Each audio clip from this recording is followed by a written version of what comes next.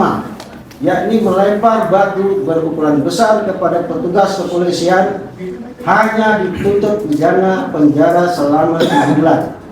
Oleh karena itu, kami selaku tim penasihat hukum terdakwa 7 Junadi alias Jun mohon kepada Bapak Ketua Majelis Hakim yang mulia untuk memberikan putusan yang berkeadilan atas diri terdakwa 7 Junadi alias Jun, sebagaimana kami yakini bahwa terdakwa 7 akan mendapatkan putusan yang adil dari Majelis Hakim yang mulia.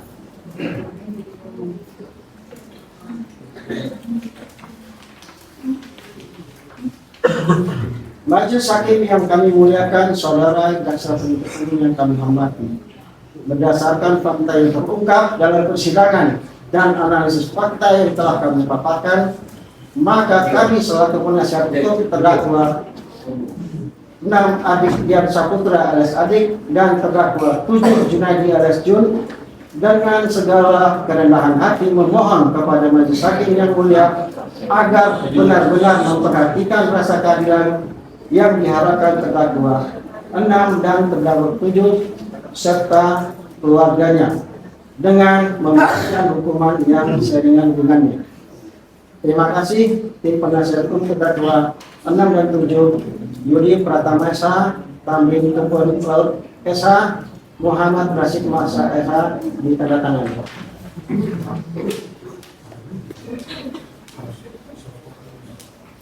Fotokopinya diserahkan ya.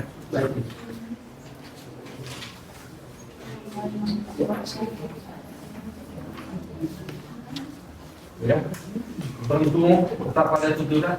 Mungkin yang mulia, karena maka pembelaan secara tulis, maka kami mohon waktu kami mohon waktu untuk balas nota pembelaan ini secara tulis.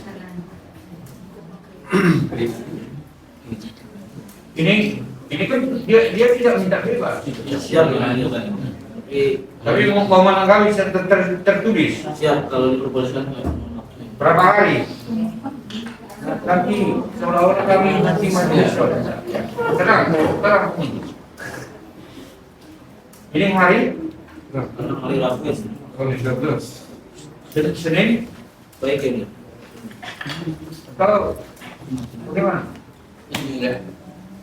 Ini sama seperti kami juga dalam periode sebelumnya kan, kami juga kan minta ringan juga sama dengan tim rekan kami juga minta ringan juga. Kami rasa sih nggak perlu juga ditambah jaksa juga. Jadi akan memakan waktu juga. Kan, ini kan itu juga. Iya. Jadi tolong dihargai daripada penasihat Dari mereka. tolong hargai atas juga. Kami sebenarnya majelis tidak mau mempercuri, mau lama-lama. Biar pengunjung sidang tahu juga ya, dari JPU juga mungkin menanggapi. Iya, karena memang ya punya hak tertulis kami juga punya. Biar pengunjung juga tahu bahwa kita punya hak. Sudah lah, berarti 1 minggu. Senin lah. Senin berapa? Senin berapa? Jangan sampai dihibur ya. Sekarang kita coba cek bang. Berapa? Ya, begitu ya. Itu proses yang harus kita lalui. Kami majelis tidak bisa potong, ya. Ya begitu ya. Kami bukan mau mempersulit apapun dalam cerita. Tentang sampai perangan kita. Jangan menangis itu.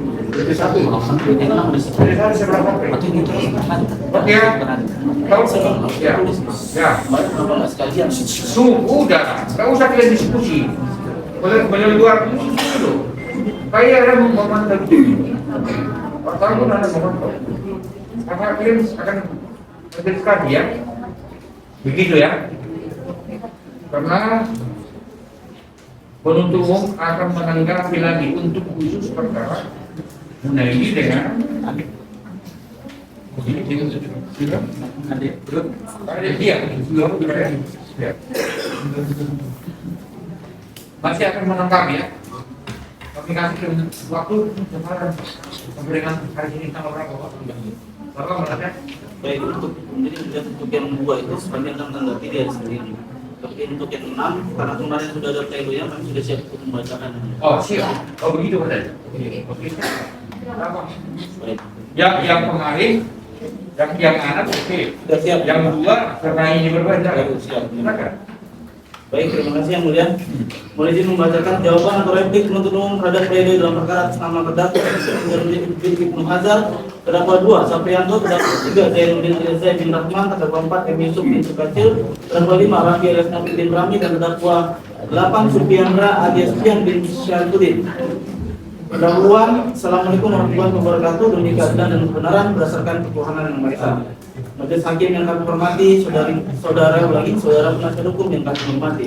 Pertama-tama marilah kita mengucapkan puji dan syukur kepada Allah Subhanahu wa taala, Tuhan yang Maha Esa yang telah memberikan kita nikmat kesehatan dan kesempatan hingga pada hari ini kita dapat berkumpul di ruang sidang yang ini dalam lanjutan sidang perkara selama terdakwa 1 Nazarudin bin Hazar, terdakwa 2 Saprianto, terdakwa 3 Zainuddin Alias bin Rahman, terdakwa 4 M Yusuf bin Sukacil, terdakwa 5 Raffi alias Nafi bin Rami, dan terdakwa 8 Supiandra alias Pian bin Syarifudin. Majelis Hakim yang kami hormati, tim penasihat hukum yang kami hormati, bahwa hal penting yang sama-sama kita pahami adalah digelarnya sidang ini dalam rangka mencari kebenaran material atau kebenaran yang sesungguhnya untuk menentukan apakah terdakwa yang terjadi memang benar terbukti secara sah dan meyakinkan bersalah telah melakukan tindak pidana sebagaimana yang telah kami dakwakan sebelumnya, sehingga nantinya majelis hakim hormat dapat memberikan dan menjatuhkan hukuman sebagaimana yang telah kami contohkan dalam perbuatan kami. Selaku penuntut umum, kami sangat menghargai nota pembelaan yang saat ini dapat disebutkan tim penasihat hukum yang telah dibacakan diserahkan dalam persidangan pada hari Rabu tanggal 6 Maret 2024 yang merupakan salah satu hak terdakwa yang dijamin oleh karena itu pada kesempatan ini kami juga akan menyampaikan pendapat dalam rangka menanggapi pledoi tersebut. Bahwa dalam menanggapi pledoi yang diajukan oleh tim penasihat hukum para terdakwa, penuntut umum hanya akan menanggapi poin-poin yang dianggap penting dan relevan. Sekali lagi, yang dianggap penting dan relevan dari isi pledoi yang telah diajukan. 2. Nota pembelaan penasihat hukum pledoi. Bahwa dalam pembelaannya, penasihat hukum terdakwa menyampaikan beberapa alasan dan argumentasi sebagai berikut. Mungkin mudah kami sudah sampaikan sebelumnya. Pendapat Kak, ini tidak berbeda. Baik, izin yang mulia. 3. Tanggapan terhadap nota pembelaan pledoi penasihat hukum terdakwa. Bagaimana tadi disebutkan sebelumnya, majelis hakim yang kami hormati, setelah penasihat hukum yang kami hormati, setelah kami membaca, mempelajari dan meneliti nota pembelaan dari penasihat hukum para terdakwa tersebut. Selanjutnya kami akan memberikan jawaban sesuai dengan alasan pembelaan yang disusun oleh penasihat hukum para terdakwa dengan poin sebagai berikut. 1.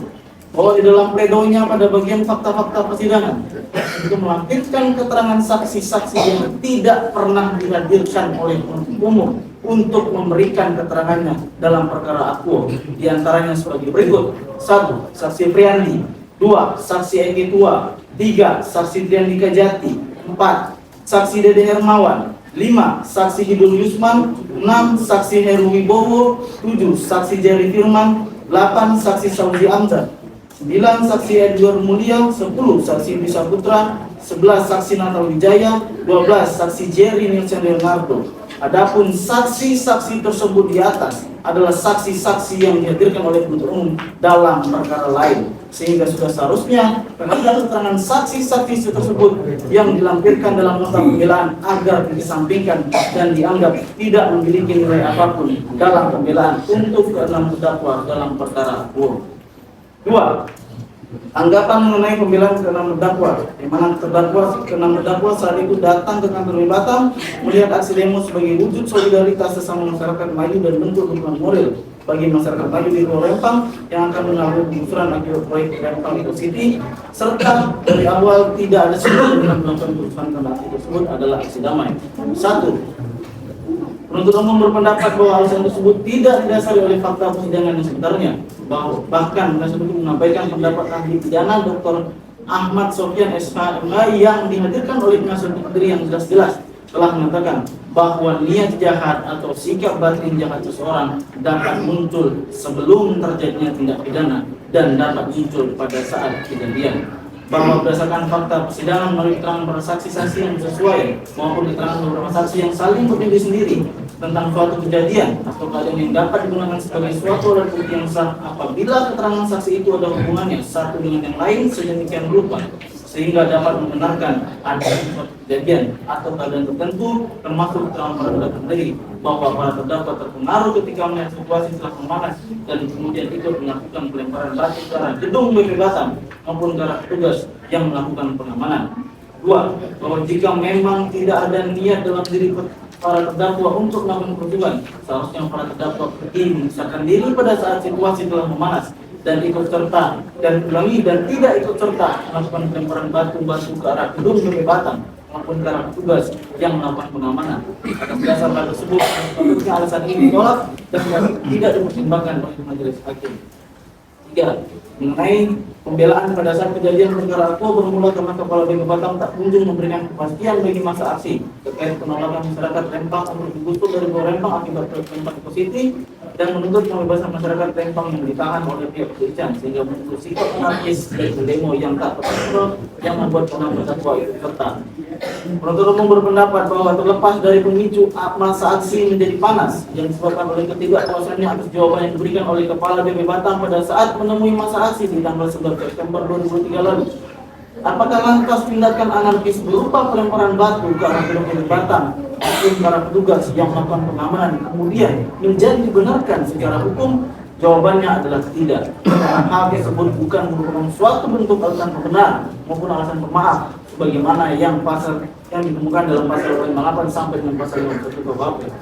Apalagi jika melihat fakta bahwa para terdakwa bukanlah orang-orang yang sebetulnya terdampak atas proyek perkembangan kawasan Rempang posisi dan akibat kerusuhan yang telah menimbulkan kerusakan terhadap gedung BP Batam dan luka-luka terhadap petugas yang telah melakukan pengamanan, maka sudah sangat layak terhadap perbuatan para terdakwa untuk dimintai pertanggungjawabannya.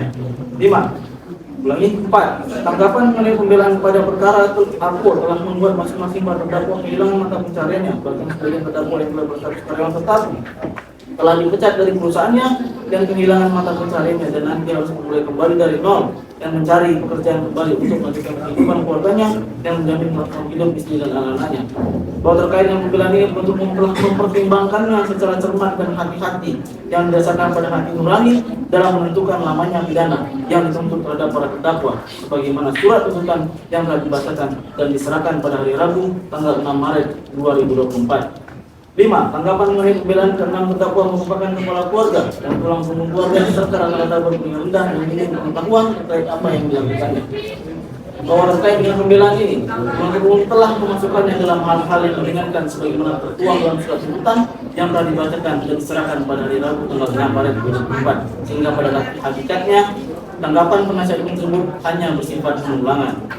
6. Tanggapan mengenai pembelaan ke-6 terdakwa bersikap kooperatif, mengakui yang menyesali perbuatannya serta berjanji tidak akan mengulangi kembali perbuatannya serta para terdakwa belum pernah dipidana. Bahwa terkait dengan pembelaan ini, penuntut umum juga telah memasukkan dalam hal-hal yang meringankan sebagaimana tertuang dalam surat tuntutan yang akan dibacakan dan diserahkan pada hari Rabu tanggal 6 Maret 2024. Kesimpulan, majelis hakim dengan menghormati penasihat hukum yang kami hormati.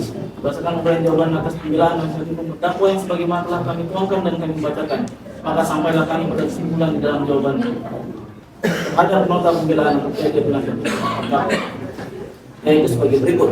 1. Bahwa penuntut umum menolak semua dalil yang dikemukakan oleh para terdakwa atau penasihat hukumnya dalam pledoi yang dibacakan dan diserahkan dalam persidangan pada hari Rabu tanggal 6 Maret 2024. 2. Bahwa keseluruhan unsur-unsur pasal yang didakwakan oleh penuntut umum terhadap terdakwa adalah tepat, terbukti, dan terpenuhi menurut hukum, yaitu melakukan telah terpenuhi menurut hukum, melanggar pasal 172 ayat 1 KUHP. 3. Bahwa kami selaku jaksa penuntut umum berkeyakinan tetap pada surat tuntutan yang telah kami susun dan kami bacakan di dalam sidang pada hari Rabu tanggal 6 Maret 2024. Penutup, bahwa oleh karena semua dalil dalam pledoi penasihat hukum tidak beralasan dan tidak berdasar hukum, maka penuntut umum tetap pada tuntutan yang telah dibacakan, yaitu surat tuntutan nomor register perkara PDM 287 X.2 Batam 12/3. Sehingga kami mohon kepada majelis hakim pengadilan negeri Batam yang memeriksa dan mengadili perkara terdakwa Nazarudin DKK memutuskan sebagai berikut. 1. Mengatakan terdakwa 1 Nazarudin Ibnu Hadar, terdakwa 2 Saprianto, terdakwa 3 Zainuddin Arezai, terdakwa 4 M Yusuf bin Sukaita, terdakwa 5 Rafi bin Ramli, terdakwa 6 Adebian Saputra, terdakwa 7 Junaidi Jur, terdakwa 8 Supriandra. Terbukti secara sah dan memiliki kesalahan melakukan tidak benar dengan terang-terangan dan tenaga bersama melakukan tindakan terhadap orang sebagaimana dalam dakwaan alternatif ke-6 penuntut umum melanggar pasal 1 KUHP. 2. Memberikan pidana oleh karena itu terhadap terdakwa Junaidi Jur dengan pidana penjara selama 1 tahun dikurangi selama terdakwa berada dalam tahanan. 3. Menjatuhkan pidana oleh karena itu kepada terdakwa kemudian Ibnu Hazar Mengenai majelis selama dalam tahanan. 4. Terhadap terdakwa Saprianto, Saidudin, Yusuf, masing-masing selama juga dikurangi selama terdakwa dalam tahanan.